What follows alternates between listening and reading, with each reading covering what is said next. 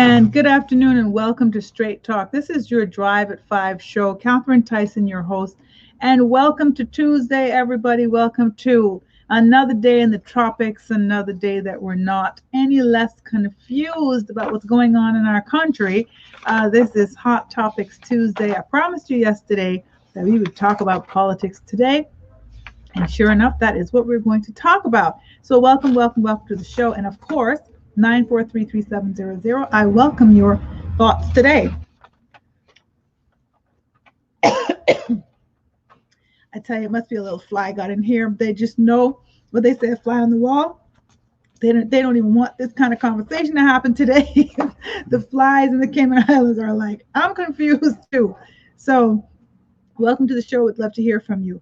God grant me the serenity to accept the things I cannot change, the courage to change the things I can, and the wisdom to know the difference. That is my motivation for you today, because I think the serenity prayer is just absolutely so fitting in this situation. I have been joined this afternoon by a wonderful guest in the studio, Dr. Steve McField. Good afternoon, Dr. Steve. Good afternoon to you, and thank you for inviting me to your show. And I didn't know that you were on the radio. I missed you for some time, and you were gone, and then I didn't hear anything about you, and then all of a sudden now I know you're on the show. But good afternoon to you, and thank you for asking me to come on the show. It's a privilege, really, to be on the show with you. Oh, thank you so much. It's a privilege for you to be here. And funny enough that you said that you didn't know where I was. I disappeared. I ran in the 2017 elections. Yes. I can tell you what. All the games and all the trouble and all the mess that happens during elections and everything else, after sometimes when you're not successful, you really just have to keep your head down. Yes. And just breathe and try to revive yourself, because it is such I don't even know, I don't want to say a dirty little game. I don't want to say that, because obviously, my ambition to be a leader in my country still exists for all the noble reasons. But there's so many just games that are played with people's lives, and a little like what we've seen during that election that just occurred, but still going on. And so I did want to bring you on the show to chat about it, because you are a very learned man in the area of politics as well as history in our country, and we're just we value you and appreciate you, your contribution. So I really did want today to really be that day that we kind of analyze a little bit, but just talk about what's happening and what is happening. Well,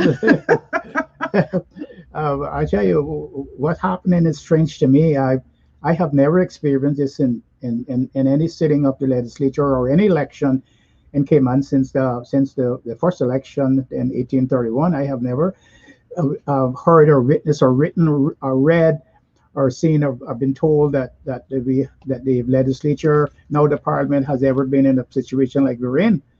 I say all that to say that this is the first time that in my memory that I know that the legislature has now become a hung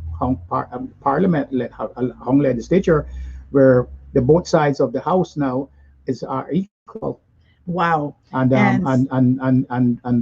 there's a possibility that things will not move smoothly, like in other jurisdictions where you have a hung parliament. Usually you'll have a minority party in the house or a minority group that will give support to the minority government so that they can continue to get the government business going. But here there are only two factions in the house: the PPM and the independents, and neither side seems wants to give. And so now they're stuck. Now they may be able to overcome this on tomorrow morning, but then what's going to happen afterwards? That's the problem. Well, we shall see, right? So I think at this point everybody is waiting for the answers, because I know up until Friday there was one decision, and then it was another decision, and then this side said, well, we've won and we have the majority, and then that side said they've won, and then there was a whole massive confusion. There was the Sabrina Turner first of all, the Sabrina Turner confusion, who won fair and square in the Prospect constituency and seemed to have gone along with the independents at first. and then it seemed that she was now, being claimed by the PPM, and then it turned into a whole, demonstration, and you name it, and it seemed like the whole town was against her. And then the meeting at Prospect, and then she was with the independent government again. But then Isaac Rankin, who was successful in East End, kind of the same thing happened, but they never really reclaimed him. I think all of that was just, it's so unfortunate, all of it, really, you know? Yeah, and it's unfortunate because remember now they all run as independents, and Right. I don't think that a lot of us, well, I guess I shouldn't say a lot of us, but probably there's a minority here that does not understand what an independent elected candidate means. They can do whatever they want to do. Enlighten us, please. There, What can an well, independent you're not aligned candidate with do? any side. You're not aligned with Right. any people. Right. And I can And change my mind. yeah, you can change your mind anytime. You are an independent. So, You can vote for the government. You can vote against the government. You can abstain. The fact that you got elected as an independent is saying something else, because independents in other jurisdictions really don't even stand a chance to get elected so they can even form a government, right. much less. Right.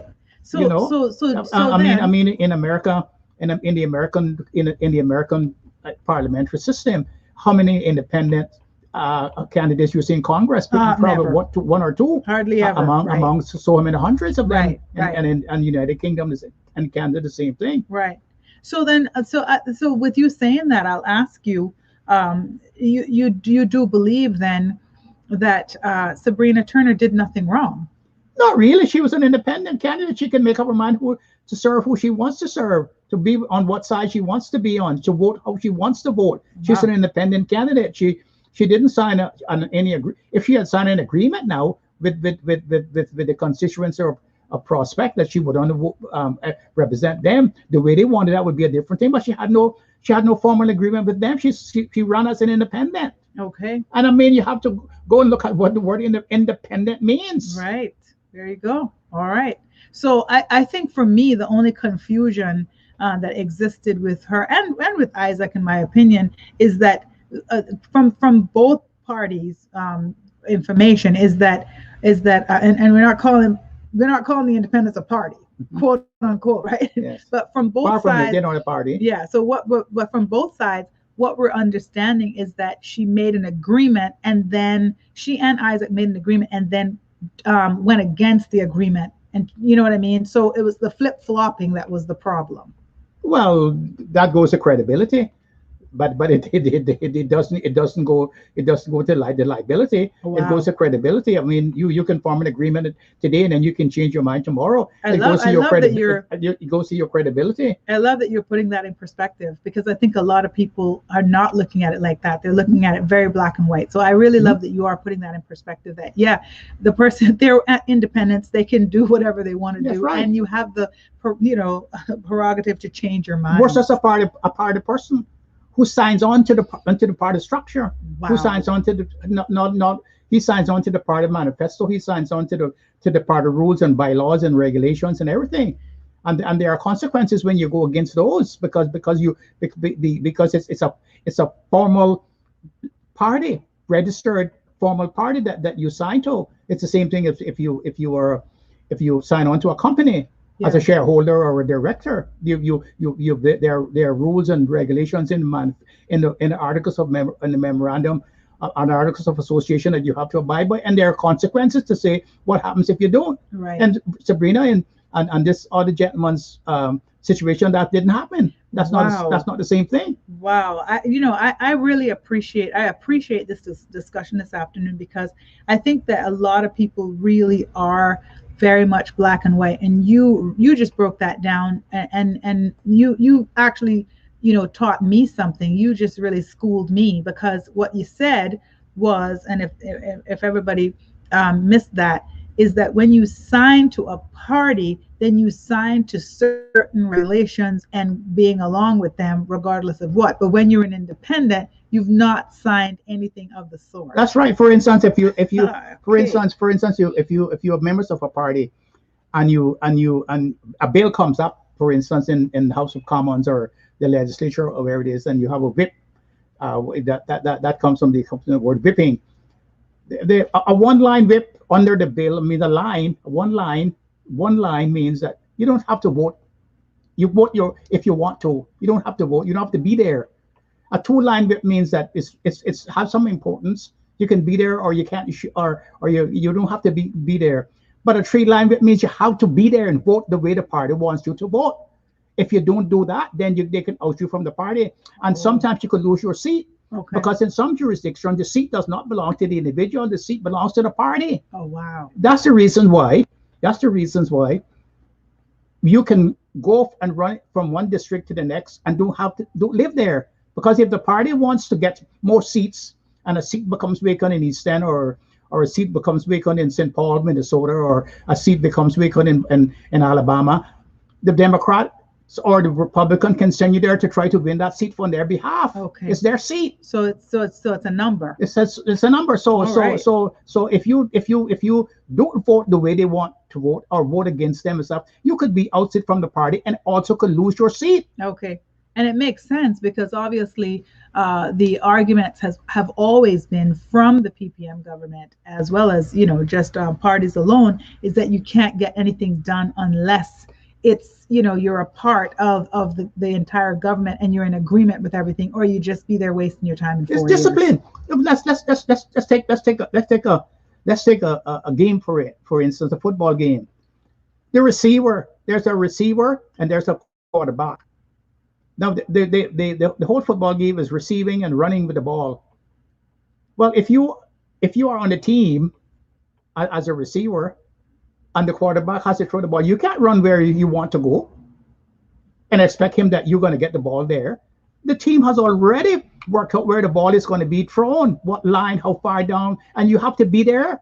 If you don't do that, then you can't be on the team. They will cut you from the team. It's the same thing in politics and formal power politics. But independents are not in that position. They can go where they want to go. They can vote on what side they want to vote for, with or vote for. Okay. So you actually feel quite strongly about the party mentality versus independence? Well.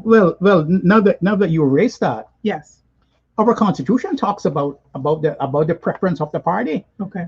Because when they go now tomorrow morning, the first order of business will be to appoint a speaker.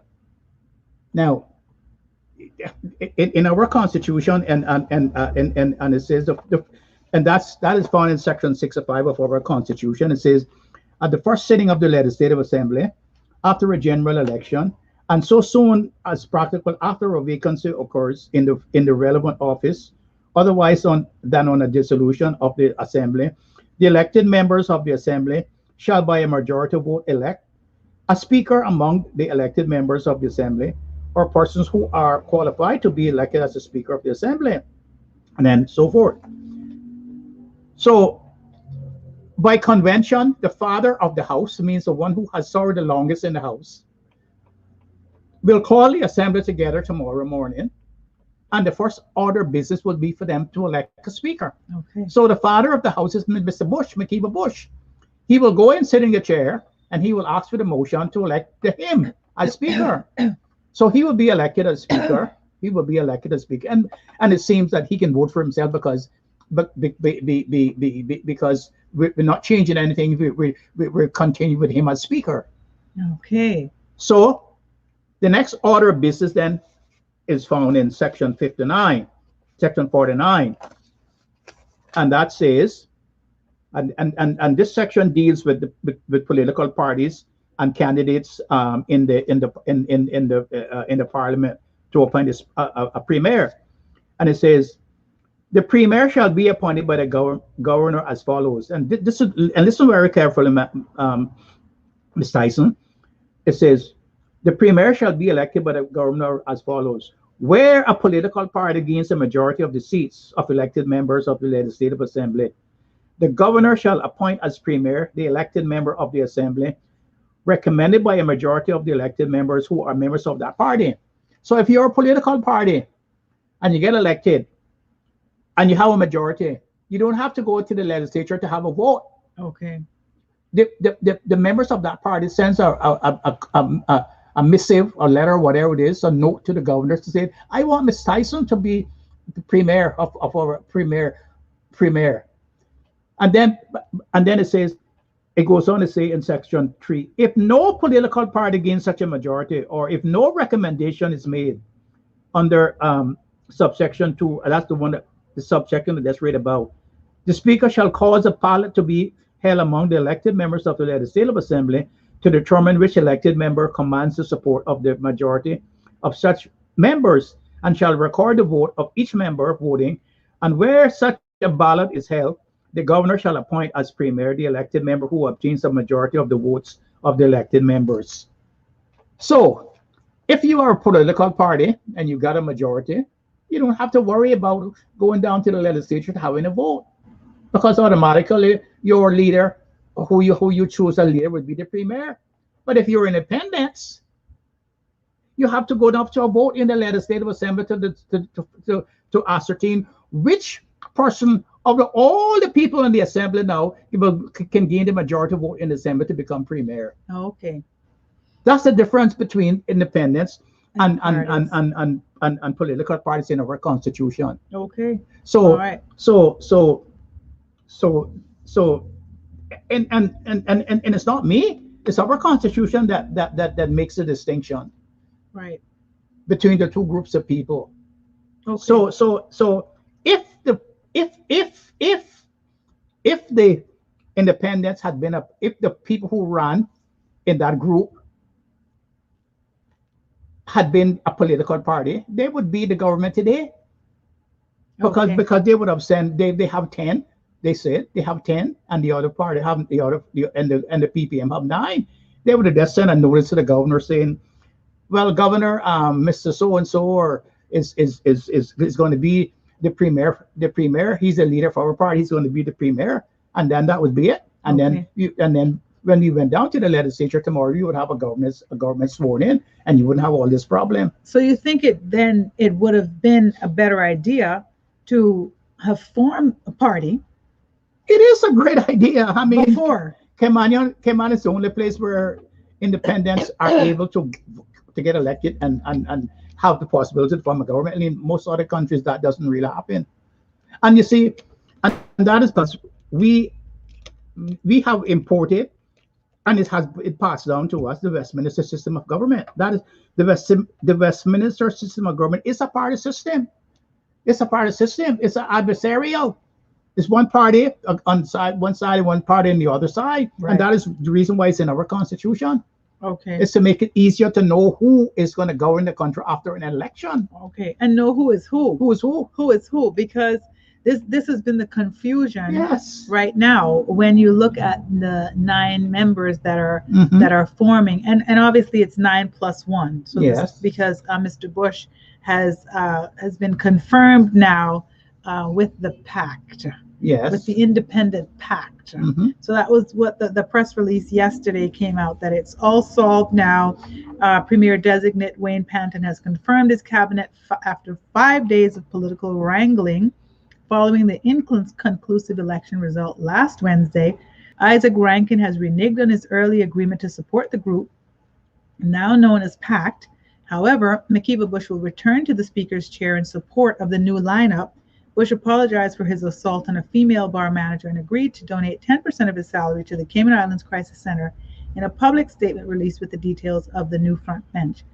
And PACT, to hold him accountable, will be immediately implementing a code of conduct for all parliamentarians, where any infractions would lead to immediate dismissal from any official position, which Bush says he fully supports. Now, while Panton may now face criticisms in some quarters for dealing with Bush, the stalemate in the face of overwhelming support for the former environment minister to lead an independent coalition government had to be broken, and Bush himself said he was obligated to support PACT given the election result. So, and that was from CNS, I'm reading. Quite interesting, because there's lots of criticism going on and around, I guess, Mr. Panton for just allowing Mr. Bush to join his pact. But in any situation, there wouldn't have been too much of another choice, right? And so it seems like you said, they're on a stronghold right now, both groups. It's like tug of war, and they both have the same strength, and so something's got to give. Well, you see, when it comes to governance and governing power, and when it comes to the politics, the politics of governance, I don't really believe that people should make um, promises or make the predictions that are cast in stone, because there's an old saying that politics make a strange bedfellow. And as I said, even before the election, that Mr. Bush would have been someone that they would have to deal with. Whatever happens, he was going to be somebody have to deal. When I saw the lineup of candidates that they were putting up for the people to vote for.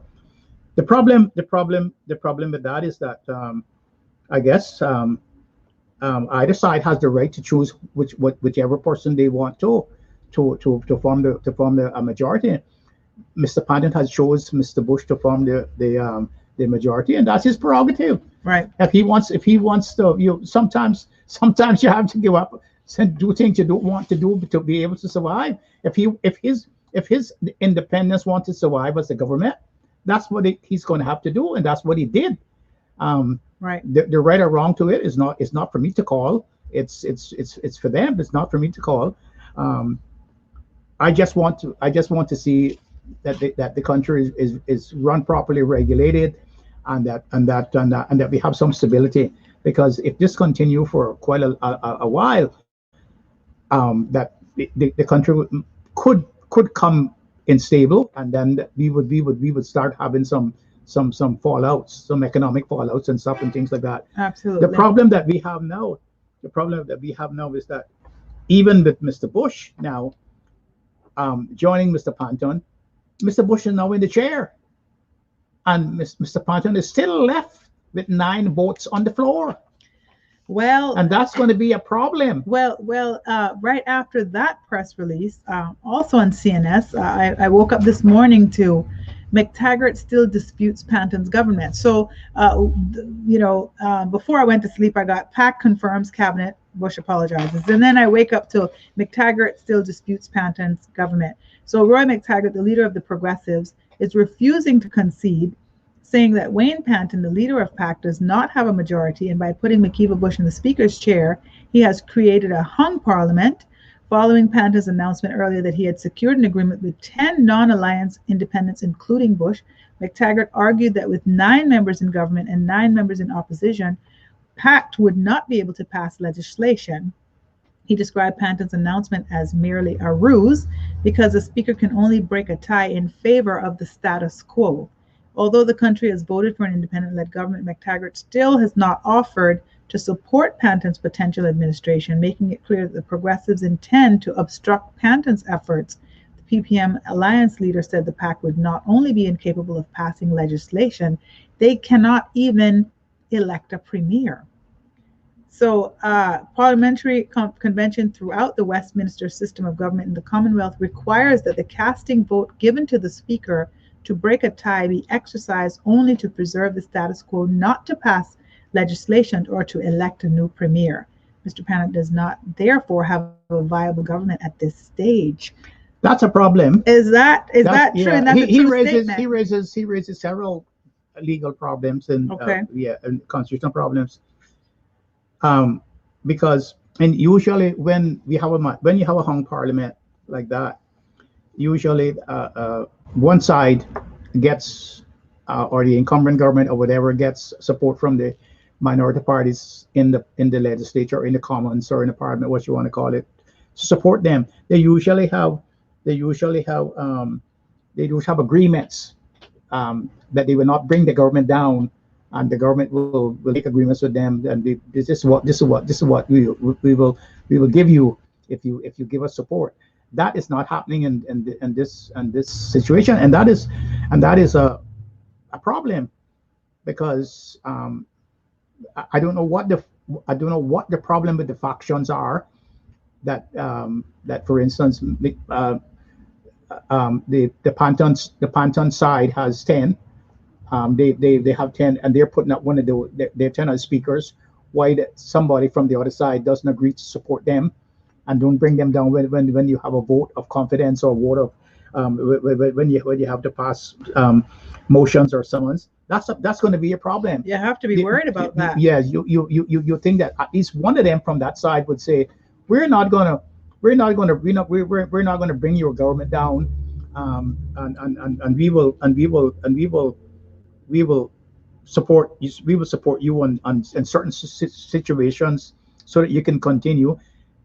That's a problem that we have. And if that is so, if the rivalry or the ideology or the lack of cohesiveness is so wide, then that's a big problem that we have. Because what will happen when after McKeever, Mr. Bush gets in the chair and sits in the chair, both sides will still have only 9 people in the legislative assembly. And the question is this: how are they going to command the confidence of the House if each one only has 9? How are they going to pass bills and so forth? I don't know. No, And that is the question that Mr. McTaggart is raising. right. And he has to be right about that, because we will still have a hung parliament, because in those circumstances where bills come to the House, Mr. Bush will not be able to vote with the floor Oh, with wow. the floor Okay. unless there's a tie, and he has to vote when he voting to break the tie to keep the status quo. Okay. So it's 9-9 at this point. Yes. All right. Okay. And so that also means that, as was reported, from that statement from Mr. McTaggart, that it will be difficulty electing a premier also. It could be. Okay. That's a problem, because you see, that's a problem because I just read how the premier is appointed under Section 49. Now, that differs from in other jurisdictions. For instance, in the House of Commons, still the premier is not elected. The prime minister is not elected by any legislature. Okay. He is elected by the Queen. Okay. He's elected by the Queen, and in Canada, he's appointed by the Queen, Okay. and in Canada he's appointed by the Governor General. In Okay. Cayman, he is elected from the majority of the members in the legislature, which makes it quite different. Okay. All right. So, and a question, I'm going to go to a break in just a couple of seconds, but one quick question just came up. Can the governor play a role in this? Well, Maybe we'll come back to yes, that. yes, Let's hold on. We'll be yes. back with more because we don't want to start that answer and then have to go to break. So we'll go to break really quick, but we'll be back. We're talking politics today. This is Hot Topics Tuesday. This is Straight Talk Drive at 5. Catherine Tyson. I promised you we'd talk about it, and we are here talking about it. I have Dr. Steve Macfield in the seat, and it couldn't be a better person in the seat to talk about that today. So stay tuned. We'll be back with more Straight Talk right after these messages. 3700. More Straight Talk to come on Star 927.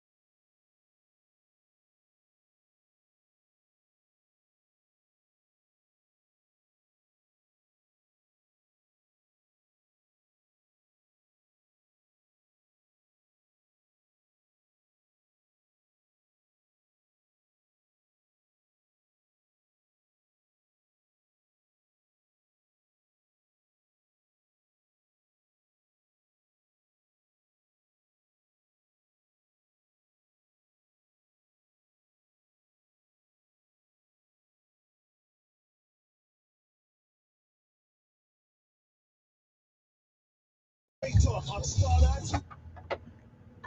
And welcome back to Straight Talk. This is your Drive at 5 show. Catherine Tyson, your host. And this is a Hot Topics Tuesday. We are talking about what everybody in this country is talking about right now. And that is politics. That is the elections that literally are almost a week, like, a week gone now. Tomorrow will be 1 week that we all went to the polls, those of us who did, who were very serious about voting in, who we felt we wanted to take our country forward. And it has been days and days and days of confusion and angst and changing and jumping back and rolling and playing and flipping and you name it. It has been insane. And so before the break, we were talking about, me going to bed on the announcement that PAC confirms cabinet and me waking up to McTaggart disputing Panton's government, and now in the studio with me, Dr. Steve McField, and just really breaking it down for us and just making it very clear. It is a hung, what did you call it? Hung parliament. It's a hung parliament. And so the question before we went to break, someone wrote in on the live stream, can the governor play a role in this? Yes, the governor could play a role in this because if the hanging continues, the rope gets longer. Okay. And the stranglehold gets wider, and no side is relenting. No one on the opposition side wants to support the government to get the government business through. The governor could well call a new election. Oh, wow. The governor could well call a new election. The governor can say, I believe that there's no one who can command the majority in the House, and he could call a new election. That's what he could do. Right. And then there's also the possibility of the governor of an order in council. Right. That could be a possibility and the reason why I say that, because back in 1990, I think when there were I think it was 12 legislators in the House then. Yes, and I think the backbenchers, that they call themselves, had the majority of 7. Okay. And the ex-official members could not vote in the legislature. They could not vote in the finance committee. That means that the governor, the attorney general, the chief office, the chief secretary, and the chief, and I think it was the three of them, the 3 ex-official members anyway, could not vote in finance committee, and the backbenchers prevented the government from passing any money bills in the finance committee. The government could not get anything done. They had no money to work with. Wow. I remember the governor calling us up there. I was president of the vice president of the Bar Association then, and he called us up there, me, Mr. Orman Pandon, and Miss Thompson, and some other people, to get a view about what was happening. Right. And we were telling him, sir, we think you have a constitutional crisis. You might have to call a new election to see if you can get a majority, if your government can get a majority. And he thanked us for what we said to him. And then the next week we heard that he had gotten the Secretary of State to allow the ex-official members to vote in finance committee. Oh. So that the government could have the majority, so they could get their bills passed. Wow. Okay.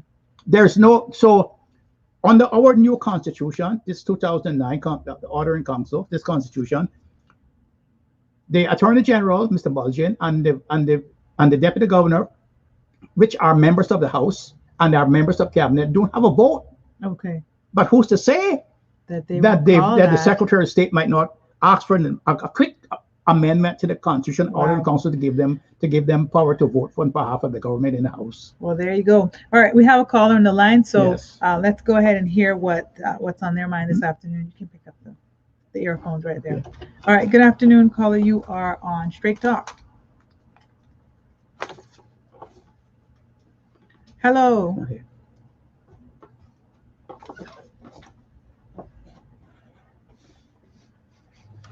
Yeah.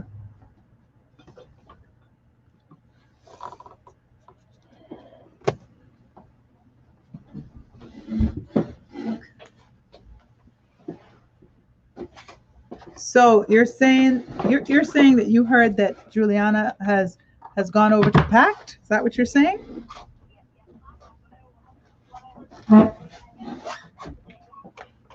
Okay. I've not heard that. So what would that mean?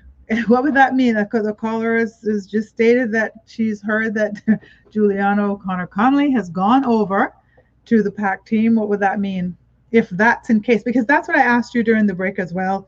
I asked whether or not, uh, you know, um, whether or not Ms. Juliana O'Connor Connolly was independent or was she a part of the PPM. But we don't know. You've not We, heard that, have you? I don't know that that's not officially that is not official yet. If it is true, if it is true, then it means that there will be no problem on Wednesday. The government will have a majority, and they can swear in, and they can start to do the country's business. Okay. All right, caller. That's the thoughts on that. Okay, thank you so much for that call this afternoon. That was one of our questions, right? I have a comment, and a comment was that I actually read after one of these kind of articles. I feel conflicted. I'm happy the people of the Cayman Islands have a new set of MPs and a leader who is avowed conservationist. The environment may finally catch a break from destructive overdevelopment. The ordinary people will catch a break and be better supported in their desire to buy homes, create businesses, educate children. But I cringe to see Bush as a speaker. Yet I understand the needing to neutralize the situation. But now we have a hung parliament. We risk bitter partisan politics, vengeful stalemates, and a special interest still having an unfair influence in a democracy that hangs by a thread. Politicians can be targeted, and now's the time for patriotic and cool heads to prevail. I absolutely agree with I that. agree with that. I agree with Absolutely that. agree. And I will go further and say that whoever becomes the government, whoever becomes the formal government, that you should rally behind them and try to make the best of it, and try to help them to make this country a better place. I'm loyal to any government who has been elected by the people and who have been accepted by the people to form a government. I'm loyal to them. I'm sorry, but if you want your country to develop, you have to be loyal to the people who you are elected to serve in the government, so Okay. forth. And so I just got a question from a listener about a by-election. What would bring on a by-election? They want you to explain that. They don't really understand that. A by-election is different from a general election. A general election is it's called every 4 years, or if there's no confidence, if the government loses their confidence in the House, and a motion of no confidence is brought against them, and they have to give up power, then you would have to have a general election. A by-election is when a seat becomes vacant in a constituency, where someone dies or someone gives up their their their, um, their position in the House. Someone retires from the House, or gets sick and cannot continue anymore serving. Then you would have to have a by-election to fill that particular seat. That's what a by-election means. That's Okay. the difference between a by-election and a general election. A general election is when everybody in the country or every district votes, and a by-election is only the election is only in one electoral district Okay. for a particular candidate seat, for a particular candidate's seat. Okay. I have another comment. How do you feel about all of the rookie ministers? And that might be a tough question. You might not want to answer that. But I guess you're Well, referring to the um, pact. well, it depends on what side you're on. I know that if you have a business, and people have been dealing people have been dealing with you have been dealing with you, and all of a sudden your management, your business goes, and you bring in some from the shop floor to become in the boardroom. Some people who are dealing with you will look at that and says, well, we were skeptical to see how we're going to continue to do business with these people. But everybody was a rookie some You know, at some I was stage. thinking the same thing. Everybody's a rookie at some Everybody stage, was a rookie. and especially in Cayman where people are saying you have no experience, and then the refrain goes up. Well, how can I get experience if I don't get a chance to That's get right. experience? And That's right. so, That's the same thing I thought. if they're smart, which I believe that a lot of them are, because I don't think they would have gotten elected and Right. be able to form. Right. They're They had they're lives outside of yeah, before they ran for yeah, politics. they're So smart people, and they would catch yes. on quickly. And Caymanians, I got faith in Caymanian people. I remember when I was going to see some Caymanian people that I've sailed with. The first time they wear shoes was when they got a chance to go away. They got shoes and wearing long pants and so forth. And it didn't take them long. They went in the engine room as a wiper. A guy cleaned up the oil in the engine room. And in a couple of years, they wound up as chief engineers and same thing as captains and chief stewards on the ship. So Caymanian has a great capacity to learn and to learn quickly. And I don't hold that against them. Absolutely. I completely agree with that. I agree with when I hear people making comments about you know experience, or just kind of choosing the person that's kind of always done it. It's like, come on, that's Yes, not the way it works. Like, how is anyone else going to show what they can do if they never get a chance to do it? exactly. So, Exactly. and that was, when I hear people talking about more women in politics, and I'm so glad that, there are 5 women Oh yes, in the House. I'm very happy about that. that makes me happy too. That there are twice as many women in politics as was before. Absolutely. Very Hmm. happy about that. And I feel like, the representation should reflect your country. And Hmm. obviously, your country is not just men. Hmm. And so that's, I feel that very strongly. Someone that might have been in politics for 20 years, 30 years, Hmm. 40 years, they had their first year Yes. and they came on board with their first year, and they didn't get all that experience just like that. It took time, and it took trial and error. Hmm. And and so that's one of my thoughts about that. Now, I see another comment is, what I find so discouraging is the apparent foregone conclusion that the PPM members sitting in the opposition role will need to oppose or block any and everything that the new government proposes. What about evaluating each proposal on the merits that it offers the country and acting accordingly? A strong opposition is a good thing. We should be looking at things from different angles and engaging in healthy debate, but not everything is controversial and oppositional for opposition's sake. And it's exhausting. Well, I completely agree with that as well. yeah. Our our part of our politics in Cayman, from its inception, I believe, and this is my opinion, has always been personality politics. Right. We have not come to the grips that we have to have cohesive politics, and there are good people on both sides, sensible people, people with experience on both sides, and I think that they will nurture the others who don't have the great experience and bring them into the fold. And I believe if you love your country and you want to see your country succeed, you will help, and that you will not um, refuse to cast your vote just because you don't like people on the other side. That is not the kind of people that I respect and would have confidence in any event. Right. It should they should vote for the best of the Cayman, for the best in the best interest of the Cayman Islands, as they say. So, as all of them say, they're in for the best interest of the Cayman Islands, and I wouldn't want to see people they hold their vote just because they didn't get in the position, they didn't get on the right hand, they don't sit on the right hand side of the speaker, Right. and that would be wrong, and that would not be advancing the cause for to make Cayman great. Well, I think half of the problem, and it was what you were initially saying before you just made your final point. Uh, Half of the problem is when people are voting, uh, they're looking.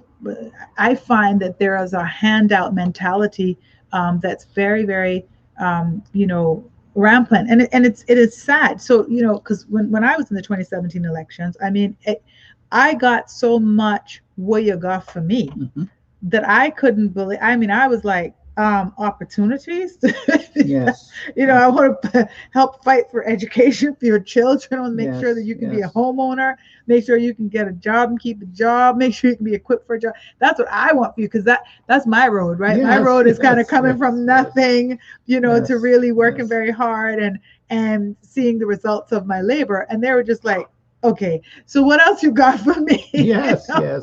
And I Yes. I couldn't leave without giving them $5, and it was just Yes. like, wow, this is something. And so I've been preaching this before the elections this time. Do not let your vote be for sale. It's not about that. Like, open your mind. It's a bigger picture here. It's not just the person that you've known forever, and not just the person who's going to give you some money or give you something right now. It's what about the future of your country? Like, can we go beyond that and open our minds and kind of think about what we're doing when we cast our vote, Well, right? well, Ms. Tyson, I experienced that too. The time I ran for election, I was talking about not giving a handout. I made it quite clear. I'm not giving a handout, Right. and I'll give you a handout. I remember, and I said I had this idea that I was going to start night trade schools for people, single parents and single mothers, and people who didn't have the chance to get to school when they were younger, and they could leave. I would have a place where they could bus their children to the center in the night where we can take care of them and then bus them home after they came Oh back from the goodness. stuff. I must have seen your plan, because I have the Yes, same one. yes. And when I got off the radio, the late or Long, my friend, old Governor Long, called me and said, "McPhail, you just lost the election." And I said, "Well, sir, how do you think I just lost the election?" He says, "The other side is giving $300 a month. You should raise it to 500, and they'll vote for you." Wow. So Isn't it? And it's not funny, yeah. it's the truth. And you're talking about, how many years ago are we talking about with you? 40 years, Oh 30 years yes. ago? No. Yeah. The last time I ran for election was back in the 90s, I think. Okay. But Mhm. that's 20 years. 2000. Yeah, that's still Yes, that's 2020 odd year, 20, 20 odd years 21 ago. years ago. 21 years Exactly. ago. So just imagine 21 years ago, you're talking about stuff that hasn't happened yet. Yes. There's still no trade schools at night. Yes. There's still nobody busing people, Yes. and there's nobody taking care of people's children to do it. So, and that's just Yes. just my little observation as to how many people were not interested in that story and might have gotten the $300 a month, but have Mhm. not been able to increase their own lives and increase their position in the children, in the positions Yes. of their children. So thinking wisely is quite important. Unfortunately, some of those people aren't listening to discussions like this, which is interesting. But we really do need to try to promote more thinking in our country and thinking in our people, in order for them to make better decisions. However, here we are here with 9 on one side, 9 on the other side, one kind of in the middle, and not knowing what it is. If it so happened what the caller said, and someone else has stepped over to the pack side, well, then that's a no-brainer. But it is what it is. Yeah, it is. It is what it is. It would be great if we don't have this rope hanging over the parliament for such a long time. It would be great if that rumor was true. If that call was true, that would be great. That would put us back in good state again. And I just hope that all the things that we've said here, I just hope that this group of parliamentarians could push the country and bring the country to the point where we don't have to fight parliament, fight elections by giving handouts to people and giving things to people, Right. where it could be on meritocracy Right. and so forth. Absolutely. And that's what I would like to see, because Yeah. this is a great little place. Um, you know, it has to be a great little place, because uh, I would say 8 out of 10 people that I know who come here and stuff and think they don't want to go back. They don't want to They go don't want to back. go back. So it has And to I be. met It has. one of them yet that Yeah, won't go they back. go back. It has to have something good going for it. It's true. And I would be delighted to see that this impasse is broken, and that the elected government could go on and start continue building the country. Right. Now, I completely agree with that. And I think, uh, at the end of the day, it is what it is. We have to support whoever it is. We cannot be, wanting to spend the next, 4 years just arguing and bickering and jumping. But it just setting the stage for this. This is what set the stage. I'm kind of a little I'm a little skeptical about what the next 4 years is going to look like because normally, I mean, always in counseling, what we learned was whatever you start with, you end with. We always, Yes. yeah, and that's relationships. That's whatever you start with, you end with. So if you're starting off like this, I'm not very confident, and I pray that that's not what it is because that would be very, very, very unfortunate. And who has time for that? Well, the refrain from the independence has always been about change. I hope the change is positive and for the better. And I hope that they are going to build a better Cayman and they are going to do what they say and make it better for the Caymanians to have a better standard of life in their country. Because right now there are a lot of people who are hurting and a lot of people who don't have opportunities. That's the thing I want to that I would like to see: enlightenment, education, and opportunities. Right. But because there's no reason why we're living in this great democracy here, this great economic miracle, and so many people are falling behind. And I think that I would hope that that would be the first order of business to make sure that everybody has the opportunity to live well Right. and in this country, Right. and that Right. and that the countries belong to all of us, Yeah. and not for a selected few. Absolutely. I think it's disappointing, it's heartbreaking, and it's Mhm. offensive when I see so many people in this country that are doing so absolutely better than well, and there are Yes. some who are just doing nothing, and not because that's what they want to do, but because the opportunities are not equal across the board. So Yes. Yes. so I think absolutely, I think it is an insult when I see Maseratis passing me now, Porsches. I'm telling you, like I saw Bentleys passing me in this country. It's like that's amazing. You know how much these cars cost. So, and I always think I'm a social worker, so I always think, how can we be a little fair? And I'm not saying that Yes. people shouldn't be Yes. rich and there won't be poor people. I Yes. just think that we need to be in a better mind frame, especially in a little small place like this. Yes. In a Yes. time like this in our world, in our lives, a pandemic like this, you know, we need to be thinking more about our fellow man. Now, the question I would then want to, because I want to focus, I want us to send my last couple minutes on Hmm. you here. I want to Hmm. spend that on you. Why haven't you been asked to be the Speaker of the House? Everybody hears you everywhere. That would make too much sense. Well, I haven't been active politically for the last several years. Okay. I had this after I left I had the privilege and the opportunity to serve in the government for 3.5 years, Okay. from 2010 to 2013. Remember, I was the legal advisor to the to Right. the to the first premier, Okay. Honorable McKeever Bush, and I was also the researcher and analyst for the Minister of Tourism, Development, and Finance. I have the opportunity to represent the Cayman Islands in the United on the UN Decolonization Committee.